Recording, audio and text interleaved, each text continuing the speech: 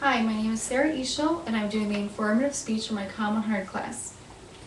When you hear the word Iraq, what is the very first thing you think of? Do you think of its breathtaking landscapes and warm, sunny weather? Do you think of the beautiful culture that defines the country? How about Iraq's rich history that dates back to over 10,000 years ago? Unfortunately, most people do not think of these things when Iraq is mentioned. The only things that come to mind are oil, war, and terrorism. Although Iraq has been the focus of media for many years, there are still many characteristics of this country that have not been informed of. It is important for Americans to learn of these multiple ethnicities, religions, and languages that Iraq consists of. The traditional foods, sports, and family structures also make up an important part of Iraq's history and culture. The three main points I'll be addressing today include a brief history on Iraq, the people of Iraq, and the traditions of the various ethnic groups. Iraq is definitely a country that is misunderstood by many people. All over the world, it is assumed that oil and war are the only things that define this nation. However, this is a nation filled with many interesting facts and stories.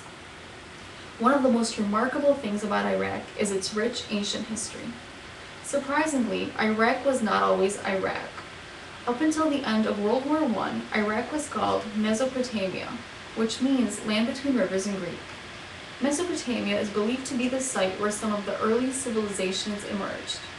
Approximately 4000 BC, the Sumerian civilization flourished in the region that is now southern Iraq. This is the first civilization of the world.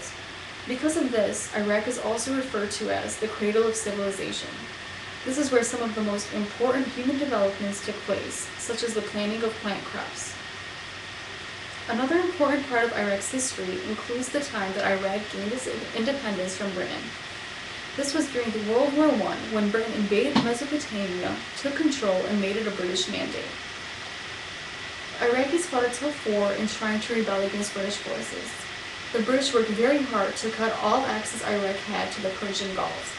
They did this by creating a border across southern Iraq to form the nation of Kuwait. This is mainly the reason why Saddam Hussein tried to take over Kuwait during his rule. He felt that a part of Iraq was stolen and needed to be returned. Although there was some merit behind his claim, he did not handle the situation in an appropriate manner. It was not until October 3rd of 1932 that Iraq finally became an independent country. Saddam Hussein did not come into power for another 47 years after that. Sadly enough, the Iraqi people suffered for a very long time. However, what is even more disappointing is that they continue to suffer even after he is gone. Many civilian deaths have resulted from World War I to the war that is currently taking place. Iraq's population, however, is currently almost 30 million people. The people of Iraq consist of various ethnic groups, religions, and languages.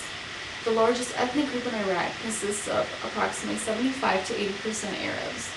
Following that, approximately 15 to 20% are Kurdish, and another 5% are Chaldeans, Assyrians, and other smaller groups.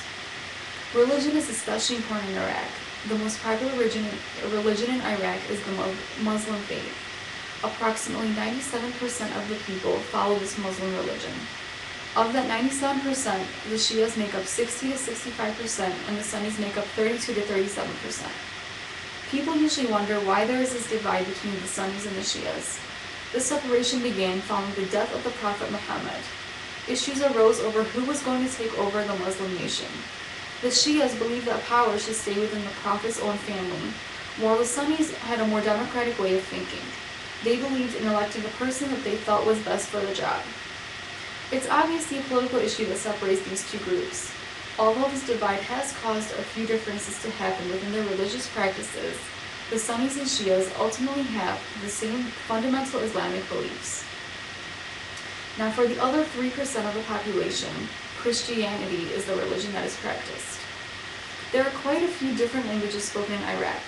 Arabic is the official language of the country. However, in the Kurdish regions, Kurdish is considered to be the official language. Few people in the country also speak languages such as Turkmen, which is a Turkish dialect, Assyrian, which is a Neo-Aramaic dialect, or Armenian. Because the majority of Iraqi population is Arab Muslim, Most of the country has similar traditions and ways of living.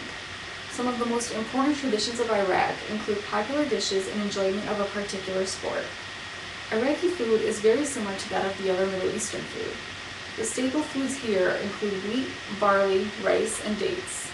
Iraqis greatly enjoy meat such as sheep and goat. They will also eat lamb, beef, poultry, and fish. Pork, however, is hardly eaten because the majority of Iraqis follow the Muslim religion and it prohibits them from eating pork. For a normal everyday dish, Iraqis will have a simple stew consisting of a vegetable and strips of meat.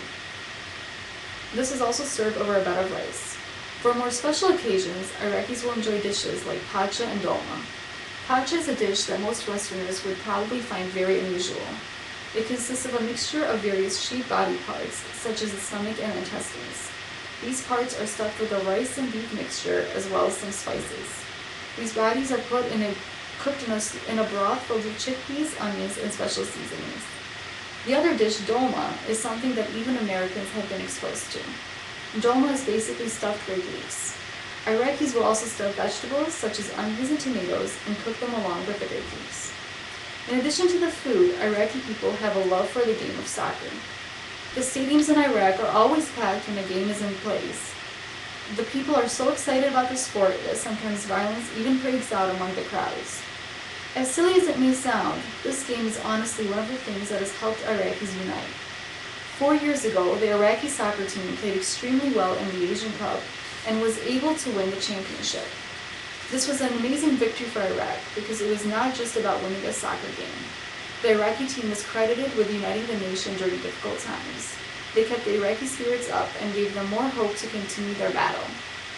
All the aspects of Iraq that I have just mentioned help a person realize that there is much more to Iraq than just war and oil. The media has focused on Iraq for many years and it has given it a terrible reputation. It is unfortunate that we do not hear about the many good characteristics of this country.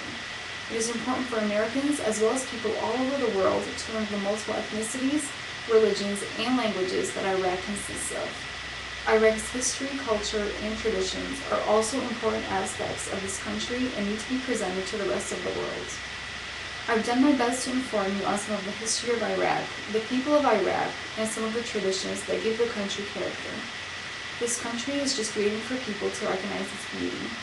Hopefully more people will soon learn to understand it and appreciate it for all that it's worth.